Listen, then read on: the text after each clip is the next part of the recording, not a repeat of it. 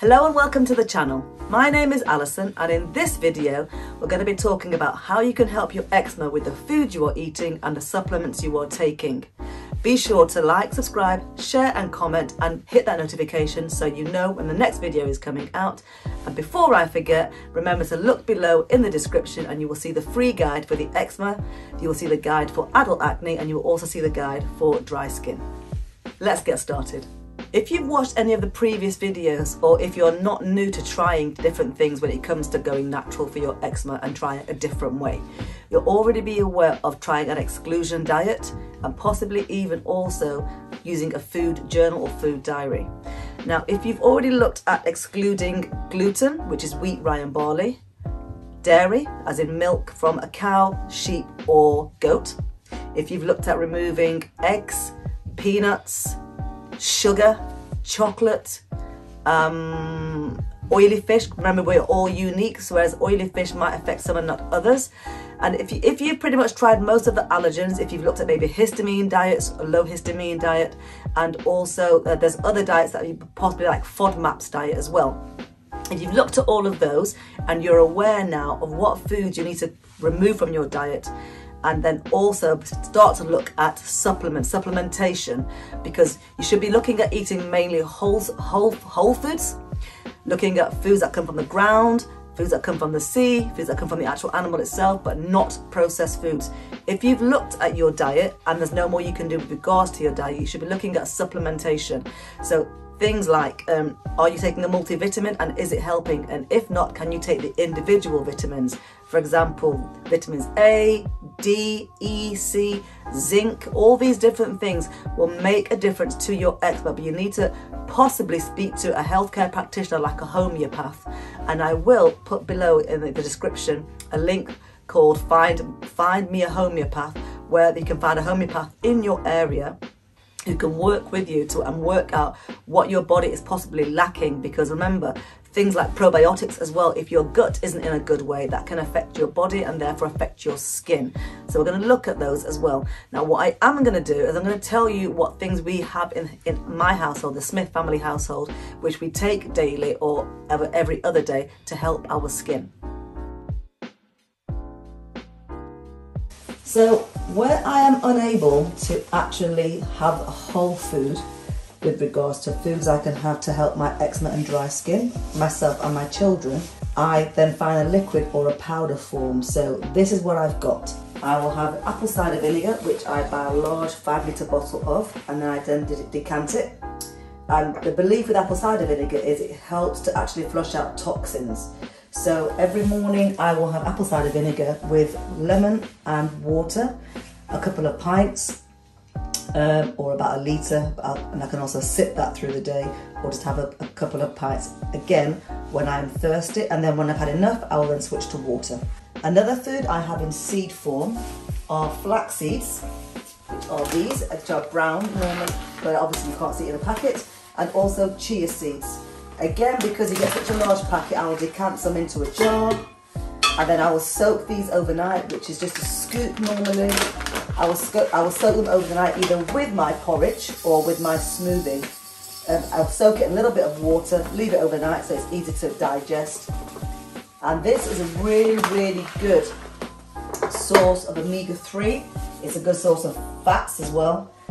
So again, for your eczema, this is a really good anti-inflammatory food. Another seed I do have most days is hemp seeds. I have these because they are high in protein, higher so than the chia and the flax seeds. So whereas hemp seeds are higher in protein, you've got chia seeds which are higher in fibre. So again, I'll put a scoop of that into my overnight soaked smoothie with a little bit of water, and in the morning I'll blitz it in the blender. Now you will see that all these bags have been opened. I've got maca powder, chaga mushroom, lucuma powder, cinnamon, and cocoa powder. Now the reason I have chaga mushroom powder is because it's antioxidant. It's also anti-inflammatory, but one of the reasons I do actually have is that I like the flavour of it. Now, as well as giving antioxidant benefits, it's also really good for the immune system. It tastes really nice in my smoothie and it tastes really nice in my kids' porridge. Now, I love maca powder because of how many benefits it actually has, and I do actually like the flavour as well. It's bloody fantastic when it comes to giving you amino acids, calcium, magnesium, iron, lots of vitamins, fatty acids, zinc, and also, believe it or not, it's supposed to increase your sex drive. That isn't the reason I take it though. It can, as well as helping eczema, it can also help psoriasis and rosacea. One of the reasons I do take this as well is also hormone balancing. So I do add this to both my porridge and my smoothie, and my kids like the flavour as well. Now lucuma is another favourite of mine. As well as having a really sweet taste to it, you can use this in baking, but I love the flavour of this. I also like the fact that, again, it's another antioxidant. It's really sweet in smell, and also it's got a really good fibre in here as well. It's the non-digestible fibre, so it's broken down and used as a food. So again, because it does that, it acts like a prebiotic, so it's really beneficial for the gut. So it actually powers the probiotic, or the good bacteria in your gut. That's one I have pretty much every single day. So I'm going to show you these last two together at the same time. We've got cinnamon and cocoa powder. So some people with eczema can't have cocoa powder, we know that, because it's high in histamines. However, if you're okay with histamines, cocoa powder is an antioxidant, so again it's good for the skin. And cinnamon I have because it's a natural anti-inflammatory. Both flavours are fantastic. They go really well in breakfast cereals, they go really well in smoothies. But again, for those with eczema, all these that I've mentioned so far are fantastic for helping with your skin. They are anti-inflammatory, they're antioxidants, they've got loads of vitamins in them, they've got lots of additional things that obviously I've mentioned already. So give them a go. I swear to God, you will not regret this. The reason I have wheatgrass every morning is because it actually helps to neutralise toxins that are in the body. And as you know, if you've got a lot of toxins in the body, this can also lead to eczema. The reason I have gotu kola, as well as being a really good brain food, it also acts, believe it or not, as a fantastic antioxidant increaser. So it actually increases the levels of antioxidants in the newly formed tissues of your skin and of your body. That's a really good one to have. But if you do some research on this one, you'll also see that it's really good brain food as well.